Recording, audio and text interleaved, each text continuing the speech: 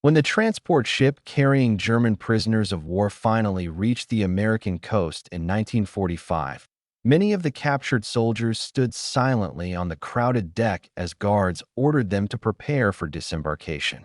During the long journey across the Atlantic, they had heard countless rumors about what awaited them in America, and most of those stories painted the same terrifying picture: harsh prisons, brutal treatment, and endless punishment for the war they had fought. As the ship slowly approached the harbor and the shoreline of the United States appeared through the morning fog, the prisoners tightened their grips on their small bags, convinced that whatever waited on land would be far worse than the weeks they had just spent at sea. But when the first trucks began carrying them away from the port and toward the camp where they would be held, something about the journey immediately felt different from what they had imagined, and several prisoners quietly exchanged uncertain glances because the America unfolding outside the truck windows did not look anything like the place they had been warned to fear. After the prisoners stepped down from the transport ship, they were guided toward a row of military trucks waiting near the edge of the harbor. American guards directed them calmly, forming small groups before helping them climb into the back of the vehicles. The engines started one by one, and within minutes the convoy began moving away from the docks and into the streets of the port city. For many of the prisoners, this was the first time they had ever set foot on American soil, and the moment felt strangely quiet compared to the tension they had expected. During the voyage across the Atlantic, they had imagined scenes of hostility waiting for them on land, perhaps angry crowds or harsh treatment from the soldiers guarding them. Instead, the harbor seemed to move with the ordinary rhythm of a working port. Dock workers continued unloading cargo, trucks passed slowly along nearby streets, and distant cranes moved steadily above rows of warehouses. The convoy eventually left the port district and entered wider roads that carried them through neighborhoods the prisoners could only glimpse between the wooden slats of the truck. Houses appeared in neat rows beside the streets, each surrounded by small yards or trees. The buildings looked clean and orderly, with no signs of bomb damage or destroyed structures like the ones many of the soldiers had left behind in Europe.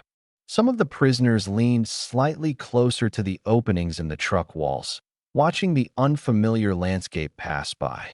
A few cars moved along the roads beside them, and the drivers barely seemed to notice the convoy transporting captured soldiers through the city. The calm reaction of the civilians surprised several men in the truck. They had expected hostile looks or angry gestures, yet most people simply continued their day without paying much attention. As the convoy moved farther away from the harbor, the buildings gradually became less crowded and the streets wider. Trees lined parts of the road, and open fields began appearing beyond the edges of the town. The prisoners could see barns, farmhouses, and stretches of land that seemed untouched by the destruction that had become common across Europe during the war. One of the older soldiers sitting near the back of the truck quietly pointed toward a group of children playing near a fence beside the road. The children paused for a moment as the trucks passed, watching the convoy with simple curiosity before returning to their game. The brief scene left several prisoners silent. It reminded them that in this country, far from the front lines, daily life had continued in ways that felt almost unimaginable after years of conflict. The road eventually narrowed as the convoy left the town behind and entered the countryside. Telephone poles followed the roadside in long straight lines, and occasional farm vehicles appeared moving slowly through the fields. The trucks continued for nearly an hour, the prisoners watching the unfamiliar landscape unfold while the guards spoke occasionally among themselves in the front seats. During the long drive, many of the men remained quiet, each trying to understand what they were seeing. The America outside the truck did not resemble the harsh prison world they had expected to enter. Instead, it looked like a place where normal life still existed, even while the war continued across the ocean. None of them spoke openly about the thought, but the same questions slowly began forming in several minds as the convoy moved deeper into the countryside. If this was the beginning of their captivity, it was already very different from the nightmare they had imagined. After nearly an hour on the road, the convoy finally slowed as the trucks approached a narrow entrance road leading away from the main highway. A wooden sign stood near the edge of the road, marking the entrance to the military facility hidden among the trees beyond. The trucks turned one by one onto the gravel path, their tires crunching loudly against the loose stones as they moved deeper into the compound.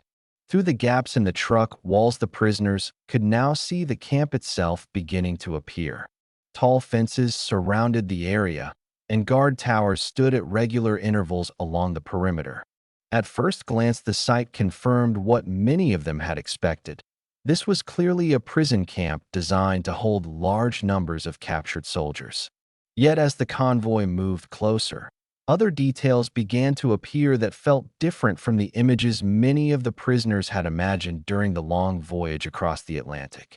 Inside the fence stood several rows of wooden barracks, all built in the same simple design. The buildings were clean and evenly spaced, connected by narrow gravel paths running between them. A few American guards walked slowly along the fence line, while another group stood near the entrance gate where the trucks were now coming to a stop. The back doors of the first truck opened, and the guards began instructing the prisoners to climb down one at a time. The men stepped onto the gravel yard carefully, stretching their legs after the long ride. The air felt dry and warm, carrying the faint smell of dust and pine trees from the woods surrounding the camp. As more prisoners gathered in the yard, they quietly studied the place that would now hold them for the rest of the war. The camp was clearly secure, with high fencing and watchtowers that made escape almost impossible. But at the same time, the atmosphere did not feel as threatening as many of them had feared. There were no shouting guards forcing the prisoners to move faster, and no signs of chaos or confusion. Instead, the soldiers directing the arrivals spoke in steady voices, guiding the men into a loose formation while another officer checked a list of names. One of the prisoners near the front of the line noticed something unusual happening near the kitchen building across the yard. A small group of men wearing the same simple clothing marked with large white letters on their backs was walking calmly toward one of the barracks while carrying tools and wooden crates. At first, he assumed they were part of the camp staff, but after a moment he realized they were also German prisoners who had already been living in the camp for some time. The men moved without urgency, talking quietly among themselves while an American guard walked a few steps behind them. The sight caused a quiet reaction among the newly arrived prisoners. It was the first real glimpse of what life inside the camp might actually look like. Instead of the harsh prison environment they had imagined, the scene unfolding in front of them looked more like an organized routine. The prisoners who had been there longer appeared calm, and the guards supervising them seemed more interested in maintaining order than in intimidating the men under their control. The officer near the gate finished checking the list and signaled for the group to begin moving toward the registration building. As the prisoners started walking across the yard, several of them continued watching the men working near the barracks. The moment created a quiet realization among the group that none of them had expected to feel so soon after arriving. The place that was supposed to be their punishment did not yet resemble the hell they had prepared themselves to face. After the prisoners were guided across the yard, they were brought to a long wooden building near the center of the camp where the first part of their intake process continued. Inside, American clerks recorded their names and units while guards checked their belongings and issued simple instructions about the rules of the camp. The procedure moved steadily, and within an hour the newly arrived group had been assigned to their barracks. By the time the paperwork was finished, the afternoon had already begun to fade toward evening. A guard eventually directed the prisoners toward the mess hall, explaining that the evening meal would be served before they settled into their sleeping quarters. The men followed the gravel path toward another wooden building where a line had already begun forming outside the entrance. For many of the prisoners, the moment carried a certain tension. During the long voyage across the Atlantic, they had imagined that food inside the camp would be scarce, perhaps little more than thin soup and small pieces of bread meant only to keep them alive. Some had even heard rumors that prisoners in enemy camps were often given barely enough to survive. As the line slowly moved forward, the smell of cooking drifted out from the open doorway of the mess hall. The scent was unfamiliar to some of the men, yet it was unmistakably the smell of a proper meal being prepared in large quantities. The prisoners exchanged quiet glances, but said little, unsure whether the smell matched the reality waiting inside.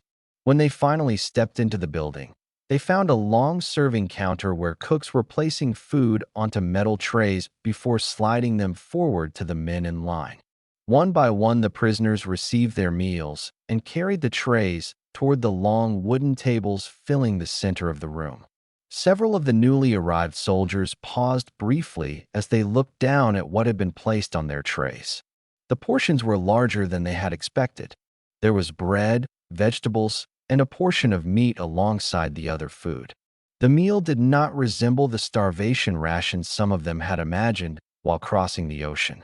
They sat down at the tables in small groups, still studying the food in front of them, as though expecting someone to tell them it had been a mistake. Across the room, prisoners who had been living in the camp longer were already eating quietly, paying little attention to the newcomers. One of the newly arrived soldiers picked up a piece of bread and turned it slightly in his hands before taking a careful bite.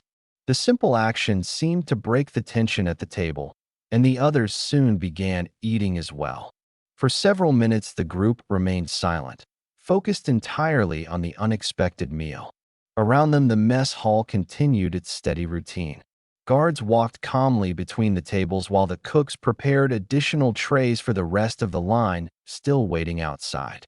Nothing about the scene suggested punishment or cruelty.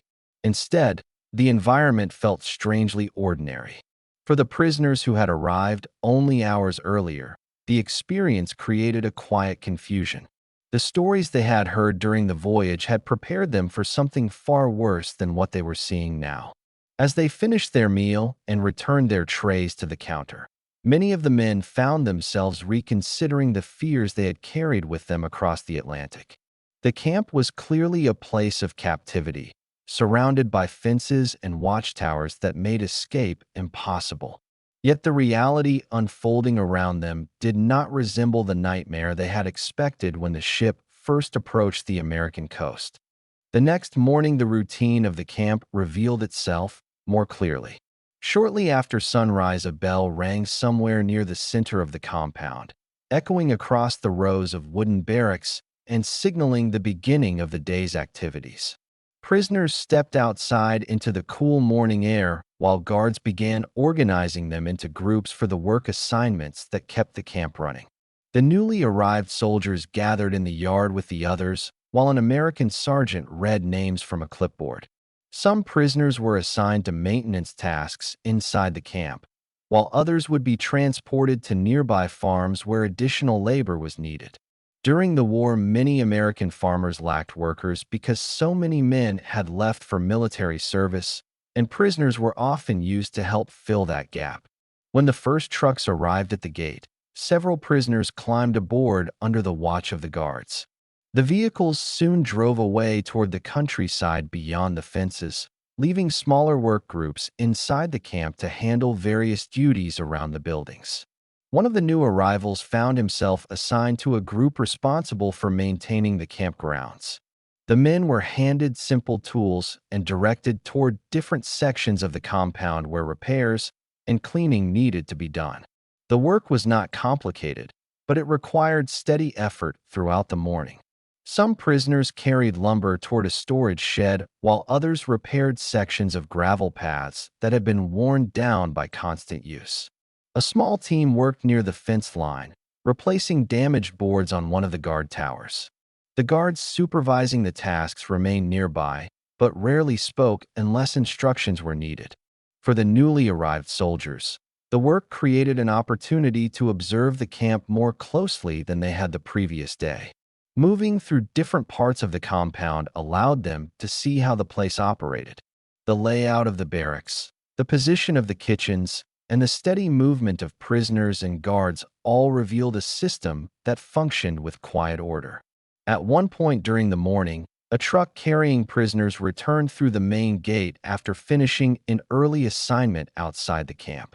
The men climbed down from the vehicle while speaking casually among themselves, their clothes covered in dust from the farm fields they had been working in.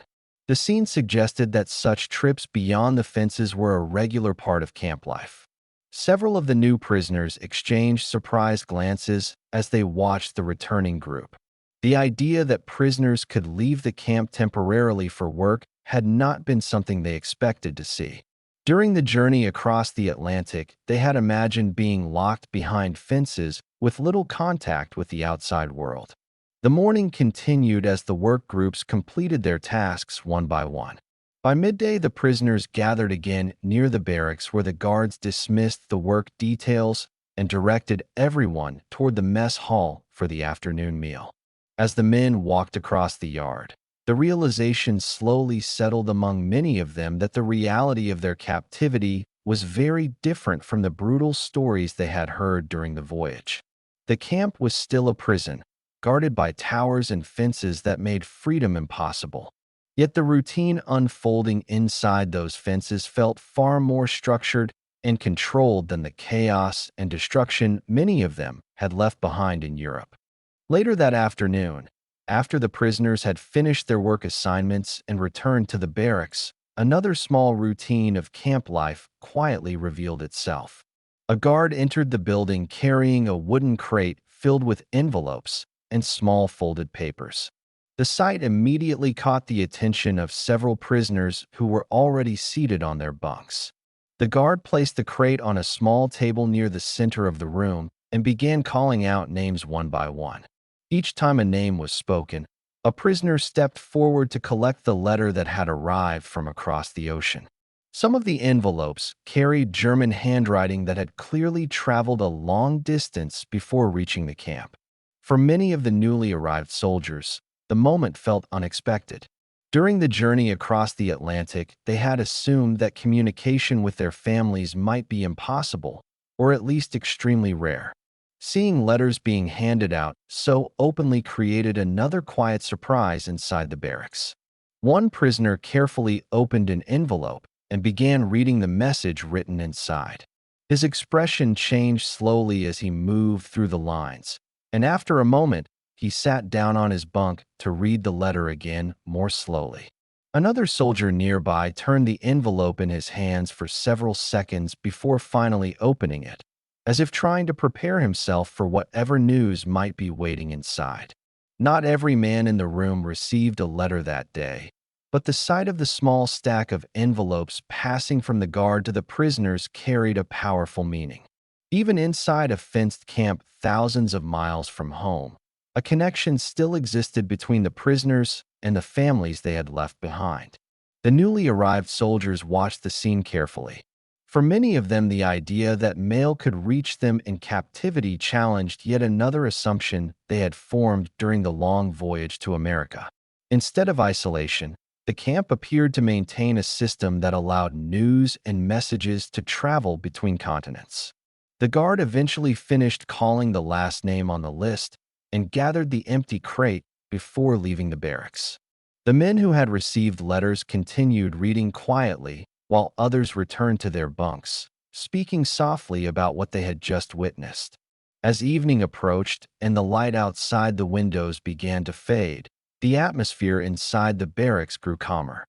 The men settled into their usual places while the routine of the camp slowly shifted toward the quiet hours of the night. For the prisoners who had arrived only a day earlier, the series of small discoveries, from the orderly camp layout to the unexpected meal, and now the arrival of letters, had slowly replaced the fear they had carried with them across the Atlantic. The place they had expected to be a nightmare still held them behind fences and watchtowers. Yet each passing hour revealed a reality that felt far different from the punishment they had imagined when their ship first approached the American coast. As the days passed, the prisoners gradually settled into the steady rhythm of life inside the camp. The routines of work, meals, and quiet evenings in the barracks repeated themselves with surprising consistency, creating a structured environment far removed from the chaos many of the men had experienced during the final months of the war in Europe.